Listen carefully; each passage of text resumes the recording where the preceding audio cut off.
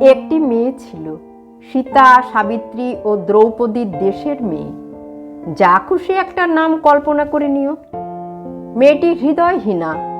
জন্মের সঙ্গে সঙ্গে সে তার মাকে খেয়েছে। ডাক্তার, আত্মীয়, পরিজন সবাই চেয়েছিল মাকে বাঁচাতে, অথচ মা বাঁচেনি, মেয়ে বাঁচল।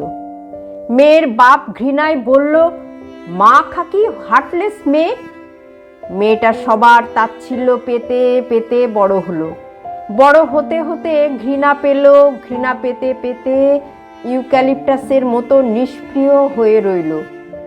দাদু বলতেন হার্টলেস, দিদিমা বলতেন হার্টলেস, প্রতিবেশীরা বলতো হার্টলেস। ও জানতো গরুকে বলে গরু, গাছকে বলে গাছ, আর হার্টলেস মানেই ও। তবু আশ্চর্য, কেউ হার্টলেস বললেই ওর হাত চলে যেত বুকের বাঁ দিকে, যেখানে পদ্মরাগমণি, আলাদিনের প্রদীপ, রমজানি চাঁদ। মেয়েটির জন্য কেউ কোনো দিনও কিনে দেয়নি ফ্রক পরা পুতুল, তবুও বড় হলো। কেউ কোনো দিনও বেঁধে দেয়নি চুল, তবু হুদ্রুর ঢেউ সেখানে। কেউ কোনো দিন চোখে পরায়নি কাজল, তবুও ডাগর চোখে আকাশ প্রদীপ।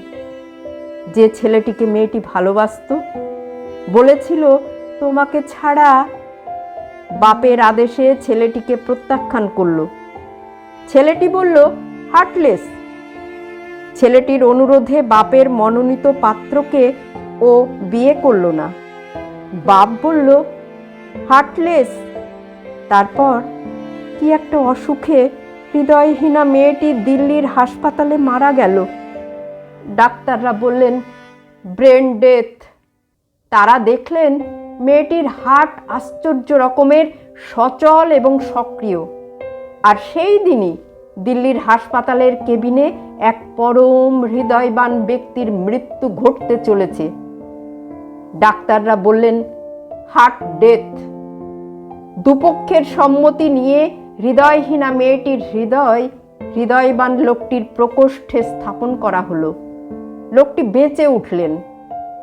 মেয়েটি জন্মেছিল হৃদয়হীনা হয়ে, আর ওকে দাহ করানোর সময় ডোমদেরও নজরে পড়েছিল মেয়েটির হৃদয় নেই, মেয়েটি হার্টলেস।